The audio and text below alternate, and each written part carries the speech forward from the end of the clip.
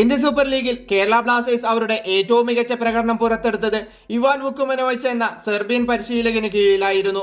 എന്നാൽ കഴിഞ്ഞ സീസണിൽ ബ്ലാസ്റ്റേഴ്സിന്റെ മോശം പ്രകടനത്തിൽ ഇവാനെ ബ്ലാസ്റ്റേഴ്സ് മാനേജ്മെന്റ് പുറത്താക്കിയിരുന്നു. കേരളം വിട്ട ഇവാൻ പിന്നീട് മറ്റു ക്ലബ്ബുകളുടെ ഓഫർ വന്നിരുന്നെങ്കിലും ആശാൻ മറ്റൊരു ക്ലബ്ബും തിരഞ്ഞെടുത്തില്ല. അതിനുള്ള കാരണമാണ് ഇവാൻ ഇപ്പോൾ വ്യക്തമാക്കിയിരിക്കുന്നത്. എന്നെ പുറത്താക്കാനുള്ള ക്ലബിന്റെ തീരുമാനത്തിന് ശേഷം ഒരു സീസൺ അവധിയെടുക്കാൻ തീരുമാനിച്ചു. എന്റെ ഫാമിലിക്കൊപ്പം ചിലവഴിക്കാൻ വേണ്ടിയായിരുന്നു അത്. എന്നാൽ ഇവാൻ ക്ലബ്ബ് വിട്ടതിന് ശേഷമുള്ള അതേ അവസ്ഥയിൽ തന്നെയാണ് ബ്ലാസ്റ്റേഴ്സ് ഇപ്പോഴുമുള്ളത്. പ്ലേ ഓഫ് കാണാതെ ISLന്റെ 10ാം സീസണിലും ബ്ലാസ്റ്റേഴ്സ് പുറത്തായി. ഇടക്കാല പരിശീലകനായി മലയാളിയായ പുരുഷോത്തമിന് പകരം മുഖ്യ പരിശീലകനെ തേടുകയാണ് ബ്ലാസ്റ്റേഴ്സ് മാനേജ്മെന്റ്. കേരളത്തിന്റെ മുൻ പരിശീലകനായ ഇവാൻ വുക്കുമനോവിച്ചിനെയും പരിഗണിക്കുന്നുണ്ടെന്നാണ് റിപ്പോർട്ടുകൾ പറയുന്നത്.